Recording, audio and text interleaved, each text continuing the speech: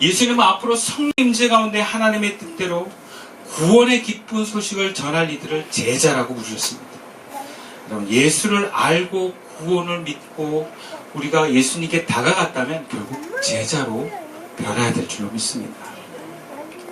예를 들자면 우리가 세상에서도 음식 만드는 게 너무 좋아서 요리를 좀 할 줄 알고 전문적인 요리를 배웠다고 칩시다.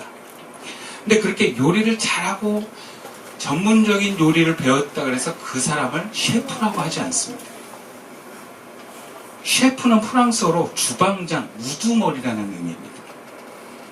주방의 리더 역할을 하는 사람으로 단순히 요리하는 것을 이상으로 주방의 운영과 메뉴 개발과 직원 관리를 총괄하는 사람을 셰프라고 합니다.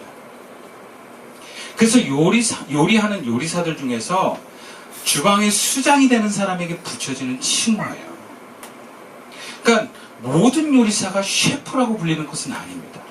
주방 안에서도 리더십 역할을 할 때 이 칭호가 붙는 거예요. 근데 여러분, 요리 시작한 사람이 요리를 잘해서 셰프가 되는 건 특별한 게 아니에요. 정말 그런 바람으로 쭉 가면 선택을 받아서 나아갈 수 있는 가능성이 있는 자리예요. 교회 새로 오는 성도들도 교회를 다니면서 하나님을 알고 하나님께 나아가는 교인은 처음엔 교인이에요. 교인. 아직은 예수 믿는 사람이 아닐 수 있어요. 미국에서는 이걸 구분했습니다. 미국은 교회에 다닌다고 다 크리스찬이라고 하지 않아요. 그래서 크리스찬과 교인을 따로 구분하는 경우가 많습니다. 제가 예전에 대학생 때 하숙할 때 하와이에서 한국어 어학당에 오신 그 외국인이 같이 저랑 방을 썼거든요. 그래서 제가 이제 전도한다고 형님 크리스천, are you Christian? 영어로 are you Christian? 그랬어요. 근데 한국말로 하시더라고요. 나는 크리스천이 아니에요. 근데 저는 교회 다녀요. 교회는 다니지만 아직 크리스천이 아니에요. 그러더라고요. 구분하시더라고요.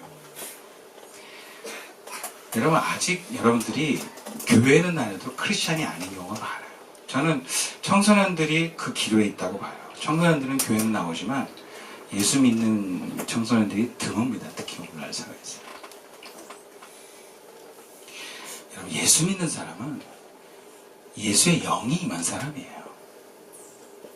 그래서 예수님의 영이 임한 사람은 예수님의 현존을 경험하고 예수님의 뜻에 따라 순종합니다. 그리고 예수님의 마음을 따라서 기도합니다. 그것이 예수 믿는 사람이에요. 그래서 이들은 구체적으로 예수 믿는 사람은 성령의 지시를 받습니다. 본문 26절 말씀이에요. 그가 주의 그리스도를 보기 전에는 죽지 아니하리라 하는 성령의 지시를 받았더니 그래요. 성령이 임한 시므온에게 성령의 지시가 내려옵니다. 그러니까 성령의 지시는요, 그 대상을 향한 하나님의 어떤 메시지가 명확하게 임하는 거예요. 그러니까 우리가 예배 가운데 성령의 임재를 경험할 수 있는 경우는 제법 많이 있을 수 있어요. 아, 하나님 나에게 오셨구나. 근데 나에게 명확하게 메시지를 듣는 사람이 있고 못 듣는 사람들이 있어요. 그러니까 성령의 임재가 어떤 감정의 어떤 만족에만 머문다면 우리는 여전히 예수님이 원하시는 길을 가기에는 부족합니다. 예수 믿는 사람은 성령의 임재 가운데 있고 나서 그 가운데 나에게 계시가 임할 때 그 지시하심을 받게 되면서 더욱더 주님 앞에 나아가는 것입니다. 그래서 여러분 가운데 성령의 임재가 있는 사람들은 성령이 나에게 지시하심이 있는가라는 걸 여러분 보셔야 돼요. 그리고 이 시몬의 경우 지시하심은 좀 더 큰 틀 안에서 나에게 주신 말씀이에요. 저에게 예를 들면 성령의 지시하심은 무엇이냐?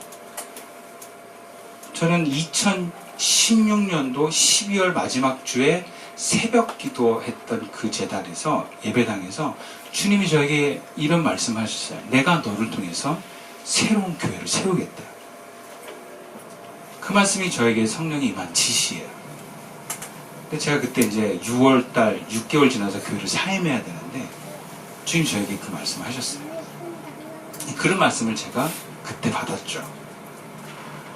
시므온은 네가 죽기 전까지 네가 주의 구원자이신 그 메시아를 볼 때까지 죽지 않을 것이다 라고 하는 지시가 임했어요. 시몬은 나이가 많아도 장수하기 위해서 애쓰지 않을 이유가 여기에 있는 거예요. 하나님의 성령의 지시하심이 있었기 때문에. 그 지시하심에 따라서 시몬의 관심은 뭐겠습니까? 오직 주님이에요. 그리스도가 이 땅에 언제 오실까? 그리고 그 오신 그리스도를 내가 어떻게 알아볼까? 이런 그 지시하심이 있는 시몬에게는 이게 관심이었어요. 그것을 믿는 삶, 그것을 준비하는 삶, 그의 영을 계속 맑게 하고 언제든지 내가 메시아를 만났을 때 그가 메시아됨을 알아차릴 수 있는 그 영적인 상태에 관심을 갖고 유지해 나갔다라고 볼 수 있습니다.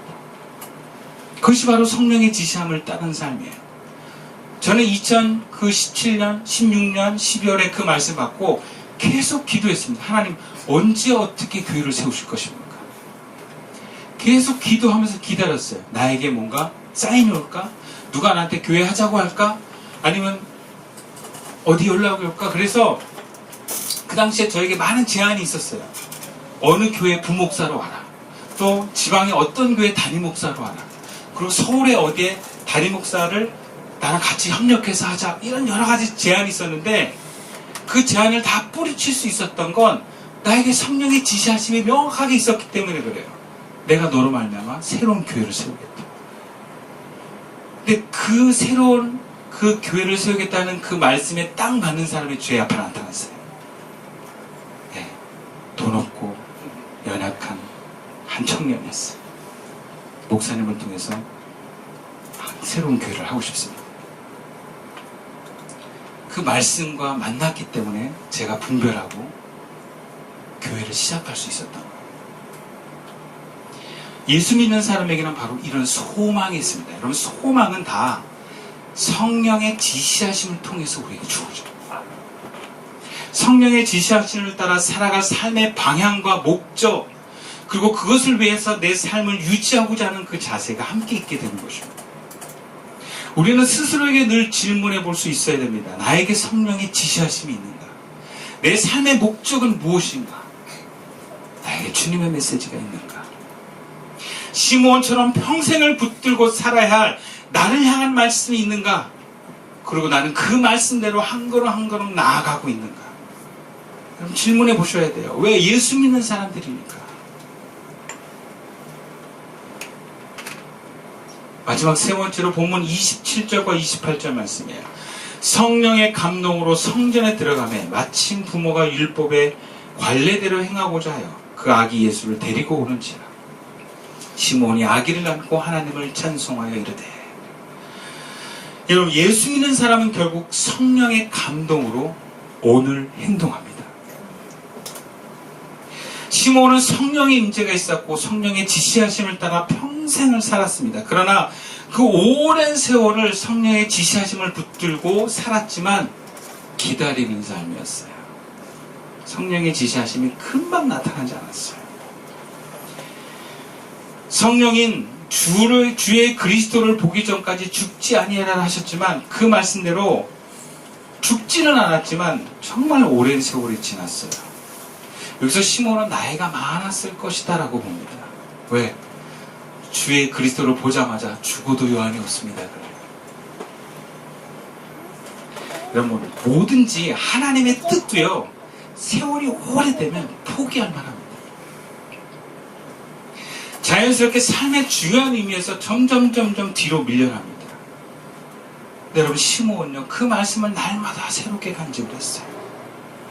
하루하루 언제든 성령의 감동이 오면 내가 즉각적으로 그분 앞에 내가 나아가리라, 그런 마음으로 자기의 영성을 지키는 사람이었어요.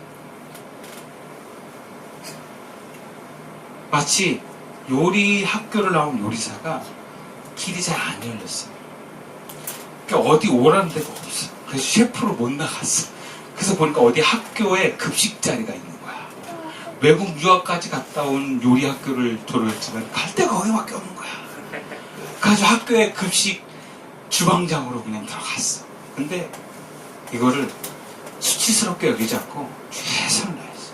언젠가 나를 알아주고 셰프로 부르는 그런 데가 있을 것이다. 그 최선을 그 맡은 자리에서 했을 때 어느 날 그 실력을 알아보는 기회들을 통해서 당신을 우리가 모시고자 합니다 하면서 셰프로 데려가는 경우가 있을 수 있지 않겠습니까? 신앙생활이 그래요. 여러분, 내 현재 삶의 자리가 초라해도요, 날마다 정말 성실하게 최선을 다해서 살잖아요. 그럼 여러분, 주님이 인도하고 부르시는 그날에 내가 행동할 수 있어요. 여러분, 이렇게 어느 날 딱 부름받은 그 순간일 때까지 보이지 않는 어떤 저 구석에서 하루하루 갈고 닦는 사람을 뭐라 그러냐면 제야의 고수. 근데 고수인데 중앙이 없으면 제야의 고수. 어떻게 보면 시므온은 제야의 고수였다. 그렇게 볼 수 있어요. 메시아를 보게 될 것이라고 주의 지시하심을 받았지만 그는 하루하루를 주의 말씀과 순종하는 삶에 게을리하지 않았습니다. 시므온을 제사장이라고 보는데 여러분, 제사장도 그 권력의 자리가 있어요. 네. 근데 예수님이 나타났을 때 대부분의 제사장들은 예수님을 인정하지 않아요. 시므온은 제사장인데 어린 아기인데도 예수님을 알아봐요. 그렇다면 시므온은 이 제사장의 높은 자리에 탐하지 않았다는 거예요. 권력의 자리로 올라가지 않았다는 거예요. 그러니까 오직 그 뜻을, 그 메시아를 알아보는 그 영적인 것에만 집중하며 살았다는 것을 우리는 유추할 수 있습니다. 무엇을 보면 알 수 있습니까? 바로 오늘 성령이 인도할 때 그는 바로 따라갈 수 있는 사람이었기 때문에 그래요. 27절 말씀에 어느 날 갑자기 성령이 성령으로 들어가라 했을 때 그는 들어갑니다. 여러분 다 그럴 수 있어요? 성령이 어느 날 갑자기 너 이렇게 저쪽으로 가라 하면 갈 수 있겠어요? 너 오늘 부천으로 가라 하면 부천으로 가라. 망원동으로 가라 그러면 갈 수 있겠어요? 그리고 27절 말씀에 성전에 들어갔는데 어린 아기, 여러분 그 예수의 어린 아이가 아기 때부터 무슨 뭐 빛이 발았겠어요?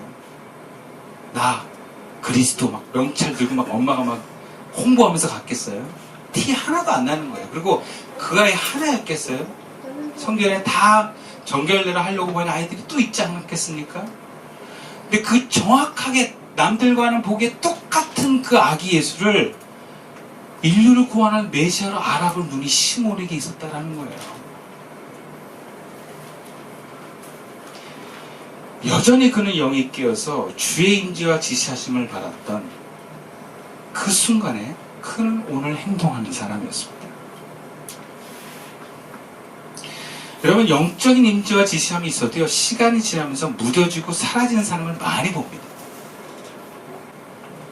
주의 감동이 떠난 사람과 또 그렇다고 뭔가 친구나 어떤 인간관계, 이해관계가 있을 때 주의 영이 떠난 사람은요, 영적인 감동이 있는 사람은 계속 같이 갈 수가 없어요. 원래 그렇더라고요. 친구 관계가 함께 같은 방향을 바라보면서 영적인 동역자로 가지 않는 이상 같이 지내는 게 큰 의미가 없어요. 오히려 시간과 에너지가 많이 낭비가 돼요. 아마 이런 것 같아요. 예전에 제가 자주 다녔던 커피 사장님이 그분 참 꿈이 있는 분이었어요.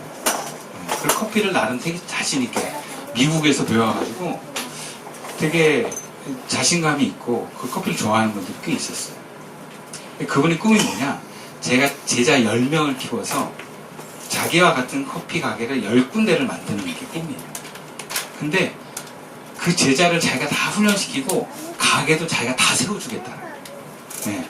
기술만 가르치니까 돈 받고 하는 게 아니라 돈도 안 받고 그거를 자기가 전수를 해가지고 가게까지 자기가 세워서 그 운영하게 한다는 거예요.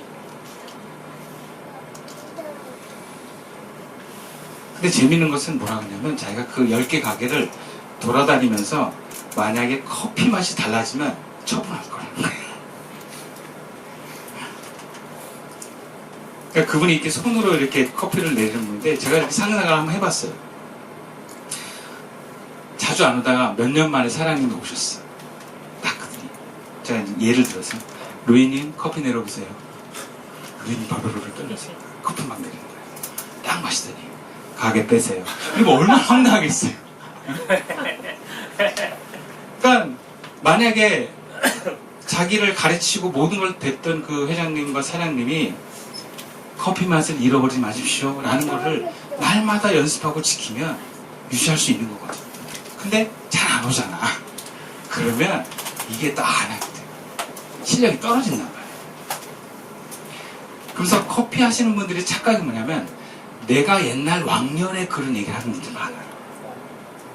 그리고 지금도 그게 먹히는 줄 알아요. 왜? 옛날에 좀 잘 됐어요. 근데 그러면서 팔이 날리는 사람들이 되게 많습니다. 왜? 계속 연구하고 발전, 이렇게 고민하면서 지금 사람들이 뭘 좋아하는지 트렌드를 연구하고 자기도 계속 연습하지 않은 사람은 왕도가 없어요. 다 팔이 날려요. 그럼 많은 기독교인들이 청년 때, 청소년 때 주의 성령의 감동을 받고 주를 위해서 살겠다고 여러분 결단합니다. 저는 그런 청년 사역을 했고 그런 청소년 사역을 했어요. 얼마나 많은 사람들이 소원을 두고 주를 위해서 그랬던 친구들이 지금 싸워서 그랬어요. 오랜만에 가끔 만나면 주의 영이 다 떠나 있어요.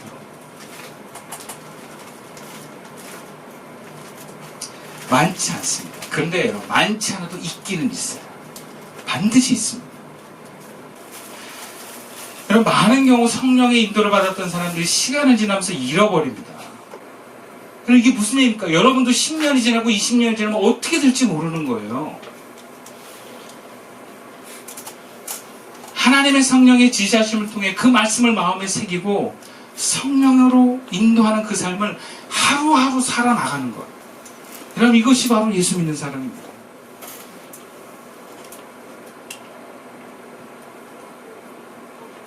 그러나 그것은 결코 쉽지 않습니다. 여러분, 성령의 인도를 받는다는 건 쉬운 게 아니에요. 왜? 저항이 있어요. 반대가 있어요. 오늘 본문에도 보면 시온의 고백 속에 예수님에 대해서 예언하는데 비방하는 사람이 있을 것이다. 마리아를 통해서는 칼이 마음에 찔릴 것이다. 무슨 얘기입니까? 우리가 예수를 닮고 사는 그 삶 속에서도 우리도 비방을 받고 방해를 받고 우리 마음이 칼에 찔리는 일들이 일어나는 거예요. 왜? 우리 자아가 자꾸 내려놔줘야 되니까. 주의 성령대로 가는 것이 그 어떤 사람보다 우선하는 삶을 선택해야 되는데 가까운 사람들이 비난하고 반대합니다. 예를 들어서 아내가 나를 더 사랑해야지 왜 주님을 사랑하냐고 반대할 수도 있어요. 근데 저를 막 원망을 하면서 떠나보는 경우도 있었어요. 그럼 목회를 하면서 성도의 요청을 목사가 들어주는 게 쉽겠습니까? 안 들어주는 게 쉽겠습니까? 들어주는 게 훨씬 쉬워요. 노하는 게 너무 어려워요. 근데 하나님의 말씀이 임하면 노해야 되는 경우가 있어요. 안 돼라고 하는 거예요. 자기 자신과 싸워야 돼요. 유지하는 삶은 싸움이 있어야 돼요. 지루함과도 싸워야 돼요. 아플 때 견뎌야 됩니다. 그럼 믿음이라는 게 무엇이겠습니까? 비방을 이겨내고 아픔을 견뎌내는 것입니다. 왜 우리가 그렇게까지 살아야 되겠습니까? 그 아픔과 그 저항을 넘어서서 놀라운 하나님의 계획이 성취되기 때문에 그렇습니다. 여러분, 이건 비교할 수 없는 하나님의 축복이에요. 비교할 수 없는 하나님의 계획의 완성입니다. 여러분, 그 과정을 경험해서 성취를 맛본 사람은 알아요. 그 희생이 얼마나 값진 건지. 여러분, 신앙도요, 값진 겁니다. 예수 믿는 그 신앙의 희생과 저항과 마치 가슴에 칼을 찐 듯한 그 아픔이 있는 그 과정이 정말 값진 거예요, 여러분. 내가 누군가를 도왔는데 이 사람이 날 알아주지 않아도 괜찮은 거예요. 왜? 하나님의 뜻을 이루는 것만큼 귀하고 아름다운 게 없기 때문에. 여러분, 하나님이 여러분을 향한 뜻과 계획을 믿으십시오. 그것이 얼마나 귀한 것인지를 여러분 믿으십시오. 하나님 나라가 성취될 때 여러분 그 기쁨을, 그 하나님의 기쁨을 여러분도 맛보게 될 것입니다. 말씀을 마칠게요. 하나님께서는 우리가 성령의 임재와 지시와 인도를 따라 사는 제자가 되기를 원합니다. 또 이 자리에 함께 예배를 드는 우리 현이와 윤서도 그런 제자가 되기를 주님 원하시는 줄 믿습니다. 또 우리 교회가 그런 제자들이 세워지는 교회가 되기를 주님 원하십니다. 그럼 우리가 그런 사람, 그런 교회가 되기를 열망합시다. 그리고 그 과정에서 어려움도 있고 아픔도 있지만 분명 주님이 도와주실 것입니다. 주님을 신뢰함으로 잘 견뎌나가서 저와 여러분이 그 영광의 자리를 함께 누릴 수 있기를 주님의 이름으로 축원드리겠습니다. 기도드리겠습니다.